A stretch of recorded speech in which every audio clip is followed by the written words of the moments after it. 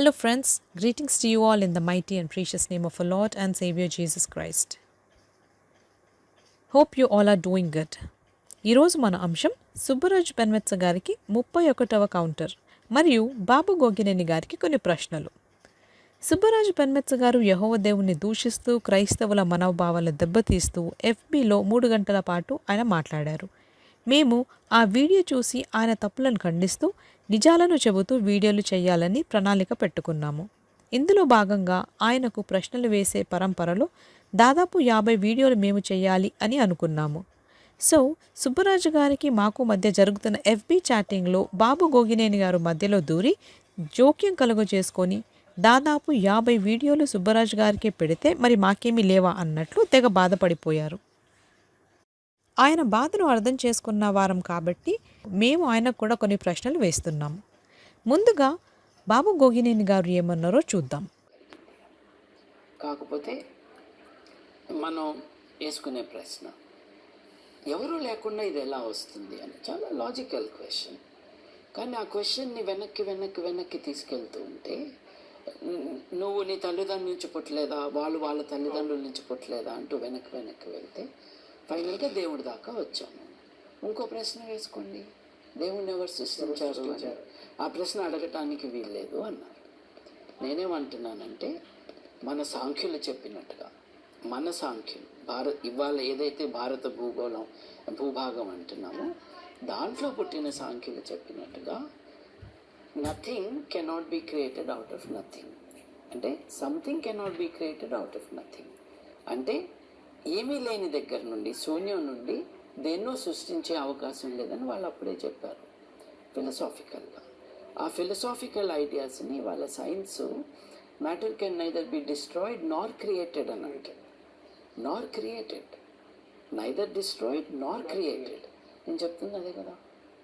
So ఈ విశ్వాన్ని దేవుడు సృష్టించాడు అని అంటూ ఉంటే అటువంటి దేవుడు అవసరం లేకుండానే ఈ విశ్వం గురించి మనం ఆలోచించవచ్చు, ఎక్స్ప్లెయిన్ చేయొచ్చు. ఇవాళ ఒక standard model of the universe.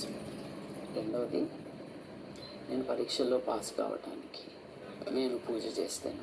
చూశారు కదా, మనం ఎలా వచ్చాము అని ఆలోచించుకుంటే తల్లిదండ్రుల నుండి వచ్చాము, ఆ తల్లిదండ్రులు వారి తల్లిదండ్రుల దగ్గర నుండి వచ్చారు అని చెప్పుకుంటూ దేవుడి దగ్గరికి వెళతాము. ఇంకో ప్రశ్న వేసుకుంటే ఆ దేవుడిని ఎవరు సృష్టించారు అని అంటూ ఏమీ లేని దాంట్లో నుండి ఏమీ రాదు, matter neither be created not destroyed అని అన్నారు. పైగా ఇక ఆ దేవుడి అవసరం లేదు అన్నట్లు ఆయన గారు మాట్లాడారు. ఇప్పుడు దీన్ని కాస్త లోతుగా చూద్దాం. సైన్స్ అనేది ఎప్పటికప్పుడు అప్డేట్ అవుతూ ఉంటుంది. ఇప్పటి వరకు జరిగిన పరిశోధనల వలన, జరుగుతున్న వాదోపవాదాల వలన ఎన్నో సృష్టి రహస్యాలు వెలుగులోకి వచ్చాయి. దేవుని ఉనికిని గూర్చి తెలియజేస్తూ సైంటిస్టులు మరియు ప్రఖ్యాతిగాంచిన ఫిలాసఫర్లు ఏమన్నారో ప్రస్తుతం అందుబాటులో ఉన్న డేటాను కలెక్ట్ చేసి బాబు గోగినేని గారి ముందుకు మరియు సుబ్బరాజు గారి ముందుకు తెస్తున్నాము. వీక్షకులకు మేము చేసే మనవి ఏమిటంటే, బ్లాగుల్లో నుండో లేకపోతే ఎవరో తెలుసో తెలియకో రాసిన వెబ్సైట్స్లో నుండో సూడో కొటేషన్స్ మేము తీసుకొని చెప్పడం లేదు. రచయితలు రాసిన పుస్తకాల్లో నుండి మేము డైరెక్ట్ స్క్రీన్ షాట్స్ తీసి చూపిస్తున్నాము. ఒకవేళ మీకు ఏమైనా సందేహాలు ఉన్నట్లయితే పుస్తకంలో ఇలా ఉన్నాయా లేవా అనే విషయాన్ని మీరు క్రాస్ చెక్ చేసుకోవచ్చు. ఇక్కడ మీరు చూస్తున్నది Tyco బ్రాహే, A Picture of Scientific Life and Work in the 16th Century అనే పుస్తకం. ఇందులో ఇలా ఉంది. Finally, Tycho ends this dissertation by saying that all this is not irrevocably settled, but may be modified by many causes. God is, besides, the origin of all and the giver of life and all good things, and he disposes freely of everything according to his own judgment. ఇక్కడ Tyco బ్రాహే గారు చెప్పేది ఏమిటంటే, మనకు కనబడుతున్న ఈ విశ్వమంతా కూడా ఏదో అనామతుగా దీనంతట ఇదే అమర్చబడకుండా ఎవరో క్రమబద్ధంగా అమర్చారు అని. ఆ కారణం ఎవరో కాదని దేవుడేనని చెప్పారు. పైగా దేవుడే జీవనానికి కారణం అని కూడా చెప్పారు. ఇప్పుడు గోగినేని బాబు గారికి మా ప్రశ్న ఏమిటంటే, ఆ దేవుడి అవసరం లేకుండా మనం ఈ సృష్టిని గూర్చి ఆలోచించవచ్చు, ఎక్స్ప్లెయిన్ చేయవచ్చు అని అన్నారు కదా. ఏమీ లేని దాని నుండి ఏమీ రాదు అని మీరన్నట్లయితే టైకో బ్రాహీ చెప్పిన మాటలకు మీరు ఏం జవాబు చెబుతారు? ఇతను గొప్ప ఖగోళ శాస్త్రవేత్త కదా. ఈ విశ్వాన్ని ఎవరో ఇంత పద్ధతిగా అమర్చారు, ఇలా అమర్చింది దేవుడే అని, ఆయనే జీవ ప్రదాత అని టైకో బ్రాహీ చెప్పిన మాటలకు మీ స్పందన ఏమిటి? ముద్దగా ఉన్న పదార్థం డామ్ అని పేలడం ద్వారా పరిస్థితులు అంతా కూడా చిందరవందరంగా మారుతుందే తప్ప ఒక ఆర్డర్లోకి రావడం ఏమిటి? అసలు డిసార్డర్ నుండి ఆర్డర్ రావడం ఏంటి సార్? ఆర్డర్గా ఎవరైనా పెడితేనే కదా అది ఆర్డర్లోకి వచ్చేది.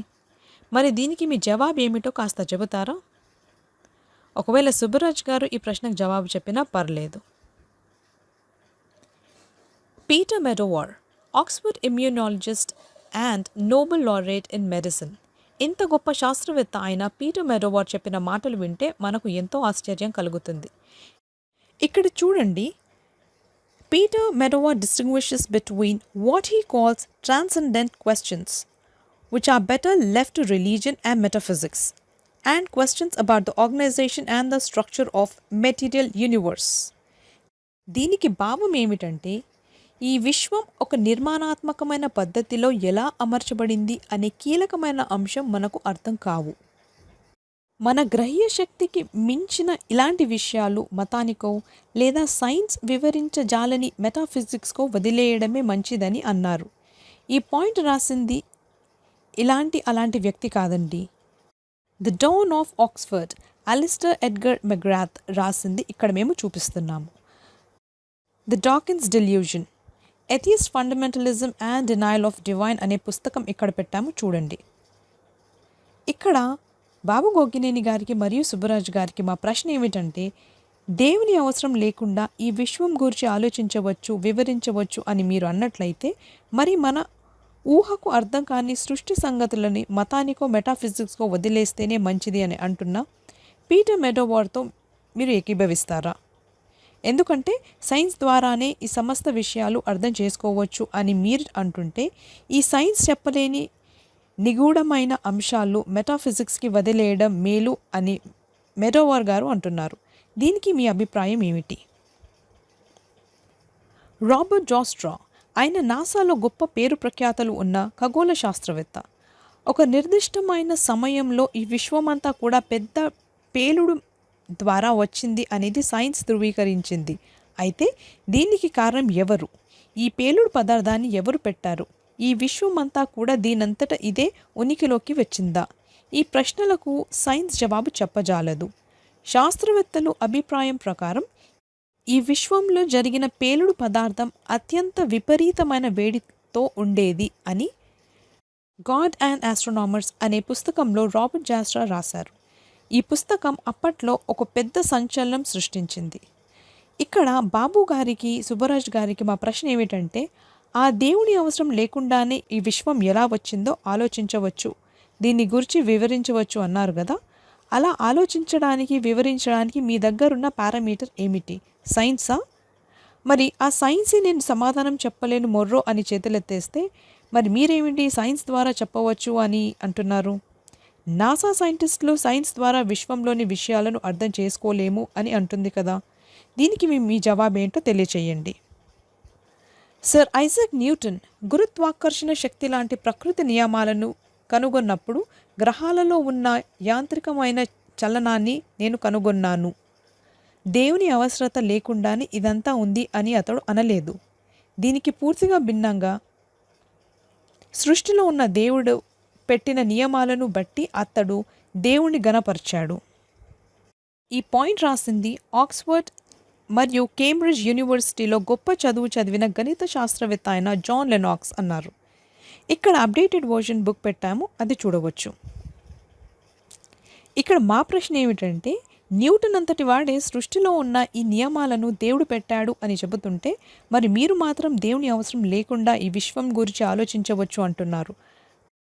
ఈ విశ్వంలోని నియమాలు ఎవరు పెట్టారు? న్యూటన్ నియమాలు తప్పు అని కొట్టిపారేసి బాబు గోగినేని గారి నియమాలు అని కొత్త నియమాలుగా పెట్టుకోవచ్చా? మీరే చెప్పాలి. ఫ్రాన్సిస్ కాలిన్స్ జెనెటిక్స్ మీద పరిశోధన చేసి ద లాంగ్వేజ్ ఆఫ్ గాడ్ అనే పుస్తకం రాశారు. పేరు ప్రతిష్టలు పొందిన శాస్త్రవేత్తల్లో ఈయన ఒకరు. సైన్స్ జవాబు చెప్పలేని ప్రశ్నలు చాలా ఉన్నాయి. ఈ విశ్వం ఎలా పుట్టింది, మానవ జీవిత పరమార్థం ఏమిటి, మనిషి మరణించాక ఆ మనిషికి ఏం జరుగుతోంది, ఇలాంటి విషయాలు ఆత్మ సంబంధమైన ఆలోచనలతో మాత్రమే సాధ్యపడుతుంది అని కొలిన్స్ అంటున్నారు. ఇక్కడ the truth can be tested only by the spiritual logic of heart, the mind and the soul అన్న విషయాన్ని గమనించండి. ఒక సైంటిస్ట్ శాస్త్ర పరిజ్ఞానానికి అందని ఒక గొప్ప స్టేట్మెంట్ ఇస్తున్నారు. ఇక్కడ మరో ముఖ్యమైన పాయింట్ రాస్తున్నారు. A watch is complex. A watch has an intelligent designer. Life is complex. Therefore, the life also has an intelligent designer అని కొలిన్స్ గారు అంటున్నారు.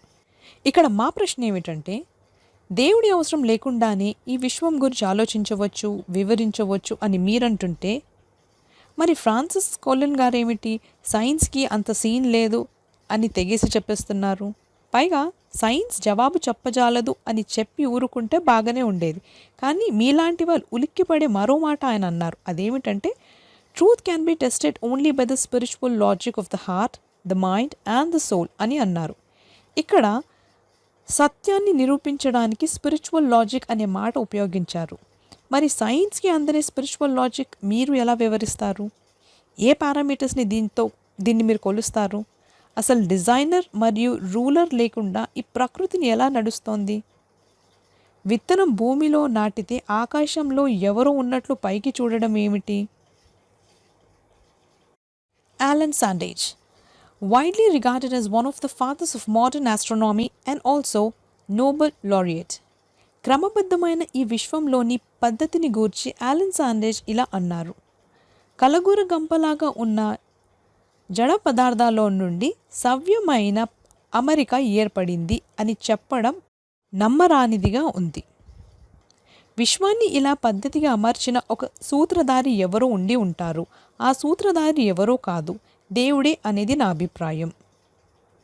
ఈ అనంతమైన విశ్వాన్ని అద్భుతమైన రీతిగా నడిపించేది దేవుడే. కనుక ఈ అనంతమైన విశ్వానికి కారణం ఏమీ లేదు అనుకోవడం కంటే ఎవరో ఉన్నారు అనుకోవడం సమంజసంగా ఉంటుంది అని సాండేజ్ అన్నారు. ఆలన్ సాండేజ్ గారు ఒక ఇంటర్వ్యూలో ఇలా అన్నారు. నాకు 11 సంవత్సరాల నుండే ఆస్ట్రోనామర్గా అవ్వాలని ఆశగా ఉండేది. దాదాపు 20 ఏళ్ళు వచ్చేసరికి మానవ జీవిత పరమార్థం ఏమిటా అనే ప్రశ్న వేసుకున్నాను. సైన్స్ పరంగా ఈ ప్రశ్నకు జవాబు వెతికే ప్రయత్నం చేశాను. కానీ సైన్స్ ఈ కీలకమైన ప్రశ్నకు జవాబు చెప్పలేకపోయింది.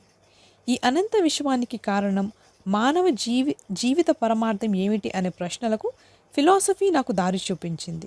మంచి చెడు లాంటి నైతిక విలువను మనిషికి అసలు ఎలా వచ్చాయి అనే ప్రశ్నలకు ఫిలాసఫీయే దారి చూపించింది అని ఆలన్ సాండేజ్ గారు అన్నారు. ఇక్కడ మా ప్రశ్న ఏమిటంటే, ఖగోళ రంగంలో ఎన్నో వినూత్న పరిశోధనలు చేసి ఎన్నో సృష్టి రహస్యాలను ఛేదించి గొప్ప శాస్త్రవేత్త అయిన సాండేజ్ గారి మాటలను కొట్టిపారేసి ఈ సైన్స్ ద్వారానే వీటన్నిటిని గురించి మనము తెలుసుకోవచ్చు అని చెప్పవచ్చా బాబుగారు మరియు సుబ్బరాజు గారు? ఫిలాసఫీని టచ్ చేయకుండా సైన్స్ పరిధిలోనే నైతిక విలువలు అంటే ఏమిటో మీరు వివరించగలరా? ఇప్పటిదాకా మేము చూపించిన పుస్తకాలు మామూలు పుస్తకాలు కాదు. పేరుగాంచిన పబ్లిషర్లు ముద్రించిన పుస్తకాలు. రాసిన రచయితలు కూడా ప్రపంచంలో అత్యంత పేరు పొందిన శాస్త్రవేత్తలు. దేవుడు ఉన్నాడు అని నిరూపించడానికి సైన్స్కి సత్తా లేదు అని చెప్పేశారు. వారి పరిశోధనలో ఈ విషయాన్ని వెల్లడించారు. దేవుడు ఉన్నాడు అని చెప్పడానికి మరో ఆప్షన్ చూపించారు. అదే మెటాఫిజిక్స్ మరియు ఫిలాసఫీ. సైన్స్ చెప్పలేని గొప్ప సత్యాలు ఫిలాసఫీ చెబుతుంది అనేది ఎన్నో ఏళ్లుగా మేధావులు చెబుతున్న మాట.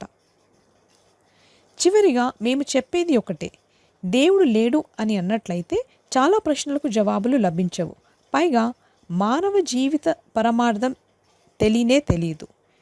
జీవితం మొత్తం యాంత్రికమైపోతుంది. ఉద్దేశపూర్వకంగా కొన్నిసార్లు అబద్ధాలు మాట్లాడాల్సి వస్తుంది.